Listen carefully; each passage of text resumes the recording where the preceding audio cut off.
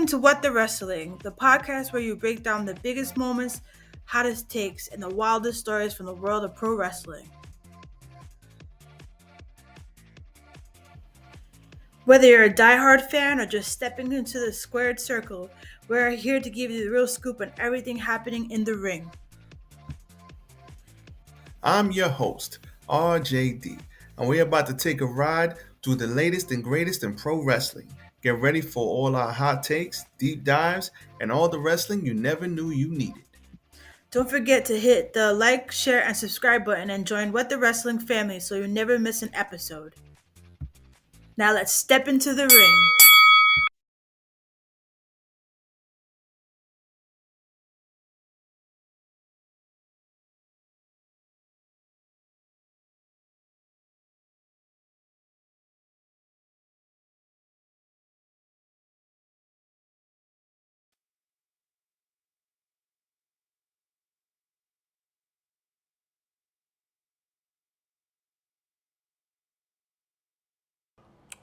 You're listening to the What the Wrestling podcast, the show that brings you all things wrestling with your host, RJD.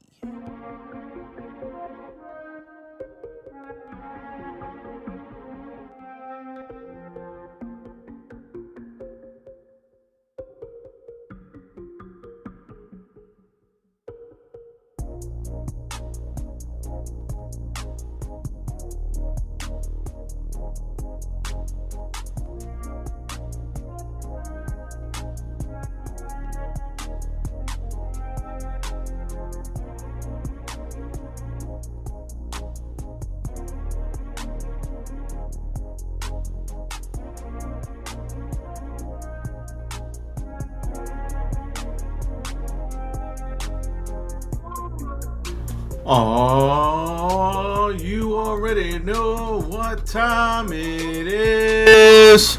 Tiger uppercut. Wrestle Poluza, everybody. Wrestle Poluza has come and gone. A freakish week, day, month of wrestling.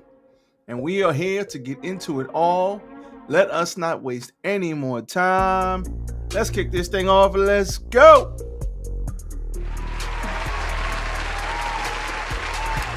Yes.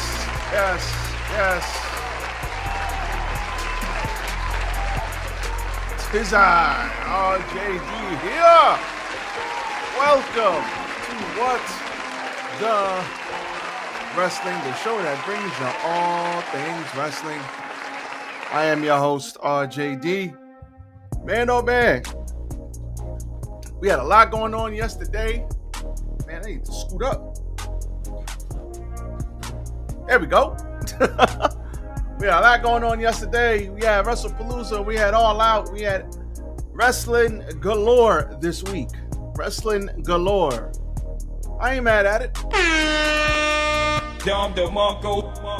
But at the end of the day, we are here to talk about Wrestle Poluza, and we are going to get into it in a minute.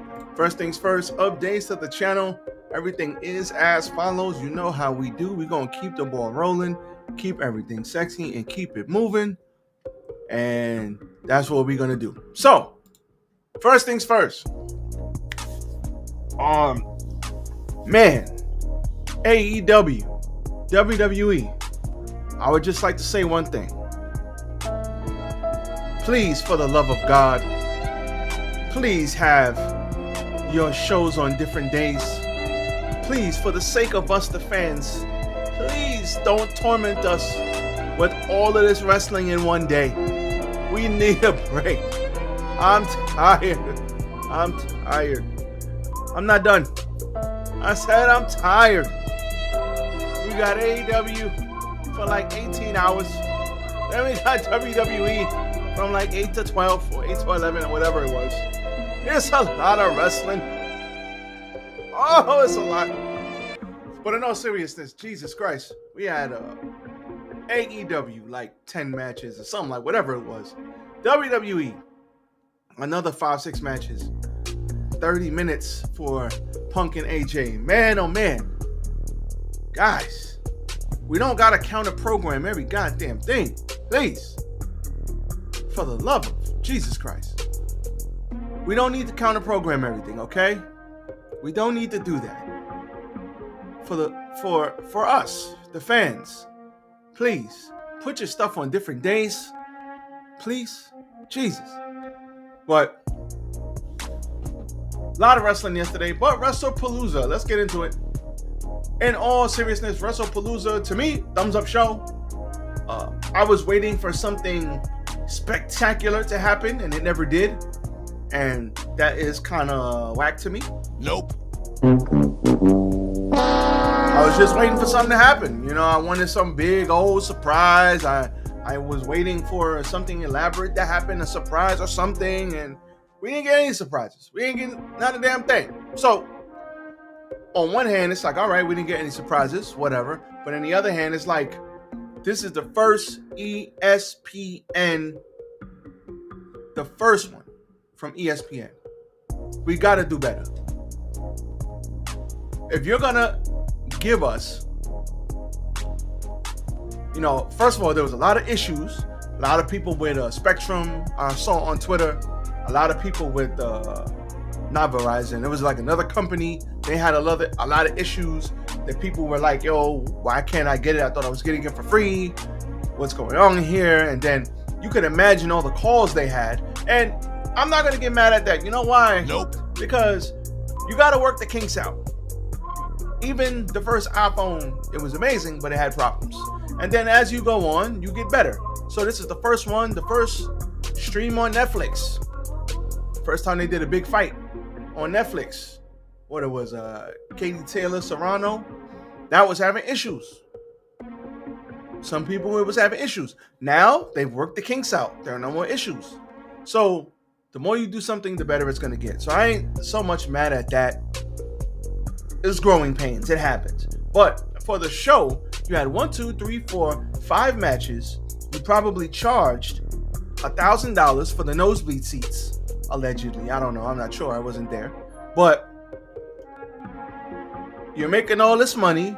You're jacking up the prices. You're trying to price people out. And listen, corporations making money. I'm happy. I love WWE. I want them to make money. Now they're under TKO. I like TKO. I like UFC. I like WWE. Keep making your chicken. But give us what we paid for. You want me to pay for this and then pay another $30 for the PLEs on top of it? I mean, 5 matches. Give me 6 or 7. And give me some good, meaningful stories. Give me a surprise or 2. Give me something. Give me something. Sell me the dream, baby. Sell me the dream. So that is what I kind of was like, was there really anything on this show that was like, wow? That's why I said, no, I'm going to watch, me personally. AEW came on early in the day, but I was like, I'm going to watch AEW first. I'm going to. So we got to do better with that aspect. Now, not too bad as far as the match card. Match card was okay. The match card was okay. We had a very, very good women's match. We had AJ Lee coming back out. We had a good tag match. Main event was meh. It was good, but I think I heard somebody saying it might have been Dave Meltzer. They had a lot of matches that were story driven, and AEW, obviously, you know, they got the work rate is insane. So, and I like both styles. I like all styles. I like that. I like the Lucha. I like the New Japan strong style. I like the British strong style. I like all styles. There's a lot of wrestling yesterday, but I like everything. But I can see why people watch the WWE first and then go to AEW, because if you're watching, oh, look at this. Excuse me. Woo, let me take a sip. Woo, all right, feel better.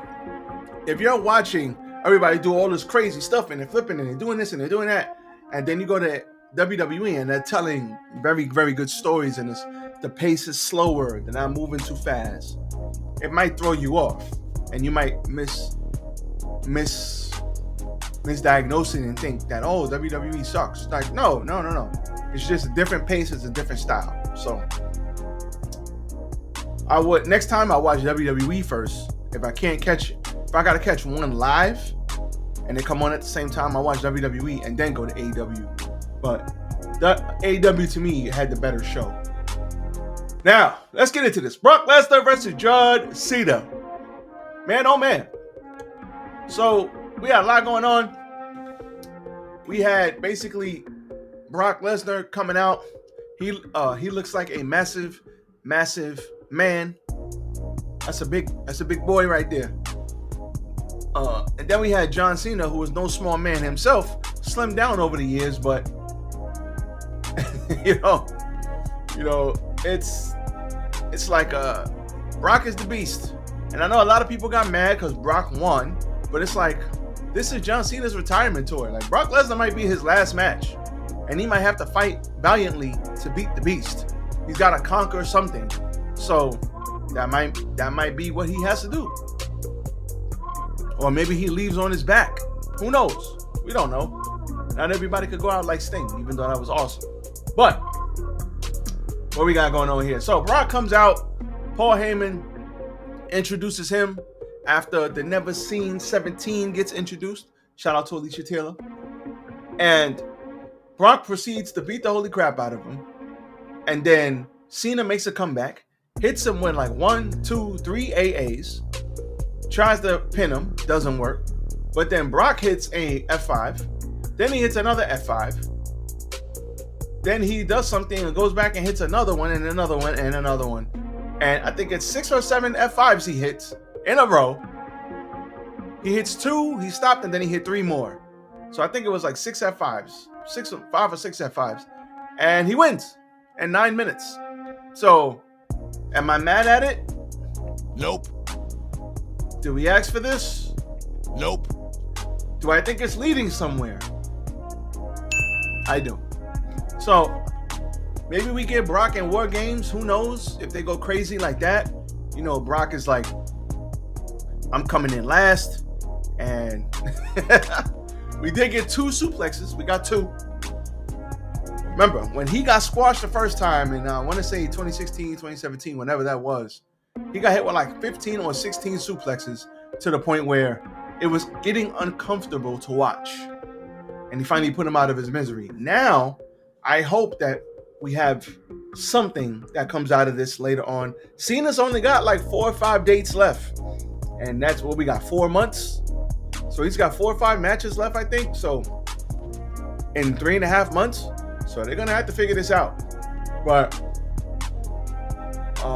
yeah, this was a one-sided ass whooping. But that's okay. That's okay. We ain't mad at it. So everybody chill out with the Brock hate, all right? We know you didn't like it. Relax. You're going to be fine. Usos versus Braun Breaker and Bronson Reed with L.A. Knight, yeah, as the special guest referee. I need to get one of those sound bites for L.A. Knight. I don't know why I haven't gotten it yet. But basically, this was a good back and forth match.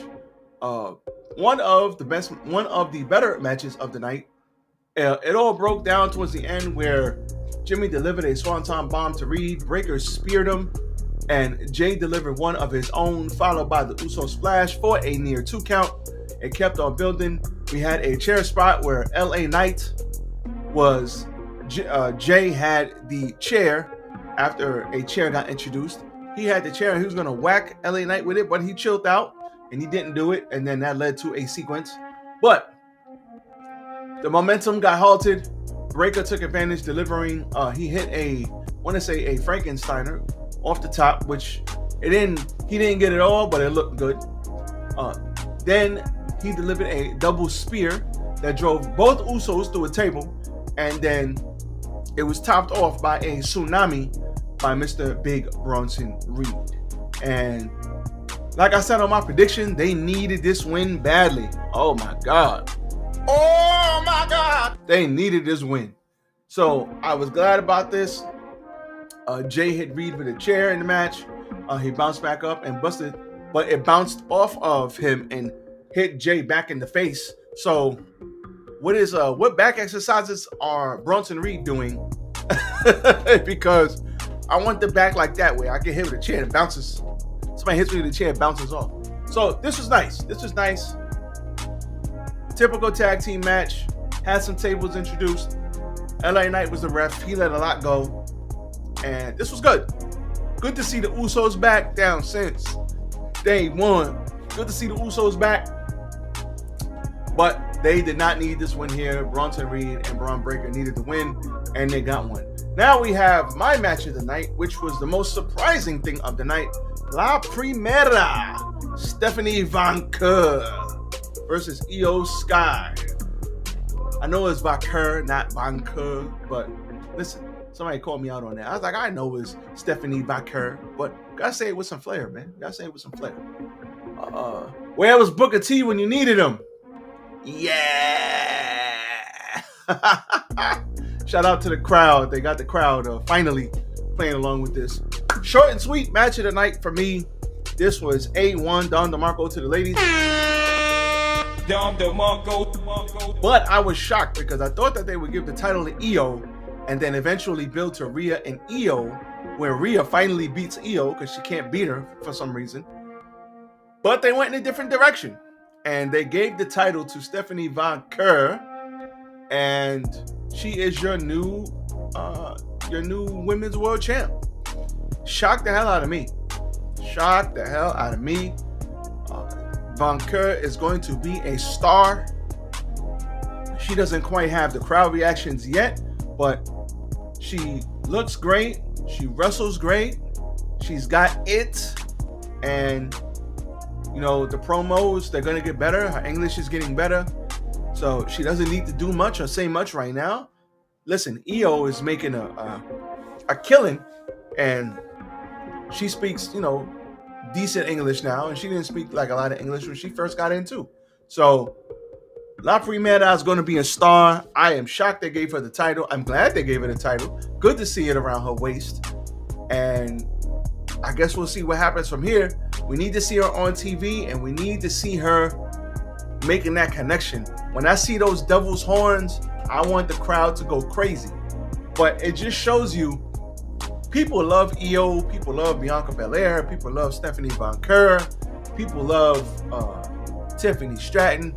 But if you want to go by just popularity, Rhea Ripley is above everybody else in popularity, and that's okay. That's great.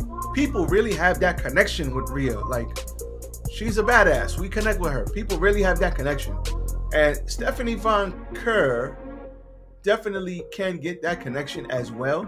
She doesn't have it yet, but she's gonna get it, man. She's still young in the game, man. This is absolutely great. So the story of this match, real quick before I move on, was the knee. So after a couple of dragon screws, which Stephanie Van Keur does some great looking dragon screws, man. Just awesome. Really sells the move. So Io was, you know, working off the knee. She went for the over the moonsault, but Van Keur got the legs up. She hit her with another couple of dragon screws, and Io fought back. But then after that, Io took her knee pads down. I never seen Io do that. So she took her knee pads down. She went for the Meteora in the corner. She hit the double knees with the bad knee. She went for the over the moonsault again, but she missed. And that messed her up because her knee was already messed up. Then she flatlined herself, and then she got hit. If I'm not mistaken, it might have been the Devil's Kiss. You know, we had where's Booker T? Yeah. Shout out to Booker T, man. Oh, they gotta bring her. Man, I know Booker T was loving that when she came to NXT last week. Don DeMarco for Booker T. Don DeMarco. Oh, Don DeMarco for Booker T, man. National treasure, that guy right there. It's so crazy what gets over in wrestling, like what people remember. And I don't want her to be remembered for just the Devil's Kiss, but it's like because of Booker T, because of how viral it went, I saw one where the Sonic rings was coming. was coming. That's when it first started going viral. When she did it to somebody and the Sonic rings was coming out. I was like, damn. But after that, she hit her with a picture perfect spiral tap for the win. I mean, that is that what it's called? The spiral tap? Whatever it's called, that move off the top where she spins, yeah, spiral tap. It looked beautiful. Jesus Christ, that move looked amazing. One of the prettiest moves I've seen all night. So with that being said, that was all she wrote. And we have your new women's world champion, Stephanie Baker. She will go on to face the current world champion from the other brand. This to me was the best match of the night. Don DeMarco. Dom DeMarco. Moving on. CM Punk. Excuse me. CM Punk versus CM Punk and AJ Lee versus Seth Rollins and Becky Lynch. Good to see AJ Lee back. Don DeMarco. The only thing with this match is it could have been a little shorter. Couldn't have been a little shorter. It was 30 minutes. It was a long match, but it was very good. So, at the end of the day, I'm glad AJ came back. She looked great in there. Little rusty, but hey, it's ring rust. You know, you're gonna be rusty if you don't do anything for 10 years and then come back. And I would love to see, well, we're gonna see it, but it's great to see her versus these women of this era. The Beckys and the Baileys and the Charlottes, and she didn't get a chance to really go against all of these women in this era. So the EOs and everybody else. And I can't wait to see who she starts working with and what matches she has and all of that stuff. I think it's going to be great. So this was very back and forth-ish. CM Punk will not hit a woman, but he will put her in the sharpshooter. He will not hit a woman, but he will put her in the sharpshooter. So this was a back and forth match. The end came where Punk and Rollins were out of the ring, and Becky Lynch tried to hit the manhandle slam, but it was countered into the Black Widow, and that was her finish from back in the day, AJ Lee's, and she got the champ to tap out.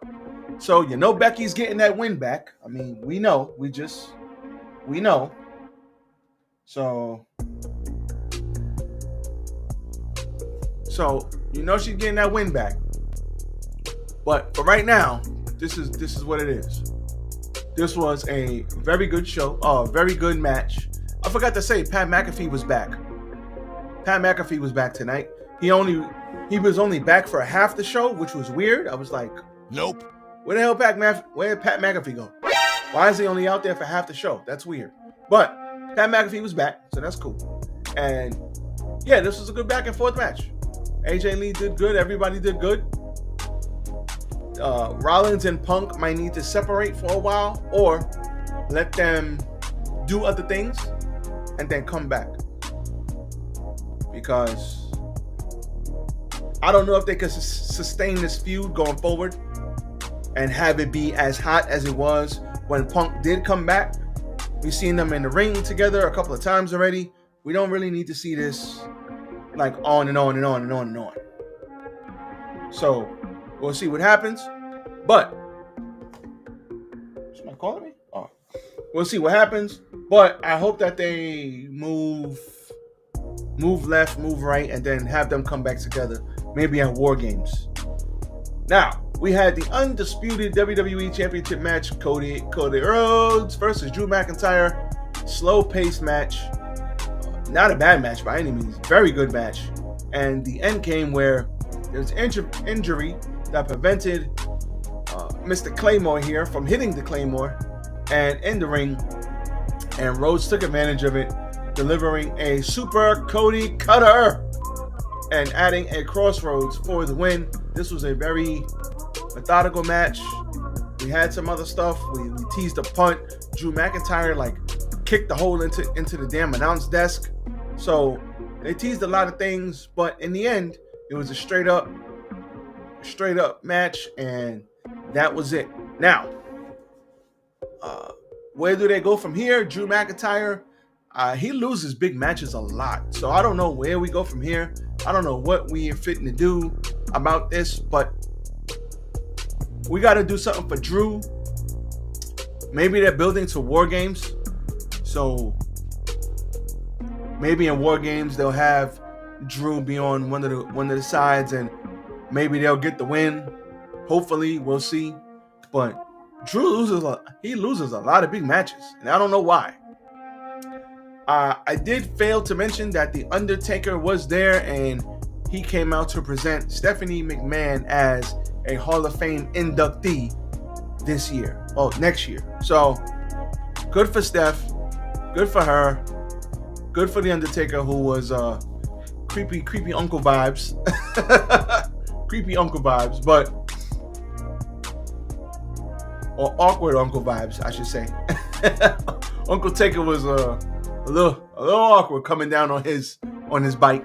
But at the end of the day, that happened. But going back to the match, it was a good match. It was a good card. It was solid. It just was kind of there. But like I said, after seeing AEW and all the crazy stuff and blood and caskets and all this other stuff, it's like it makes you look at what you're watching a different way. So this was a good show. It was solid. And this is how they start off and kick off the ESPN era. I don't know. What did you think?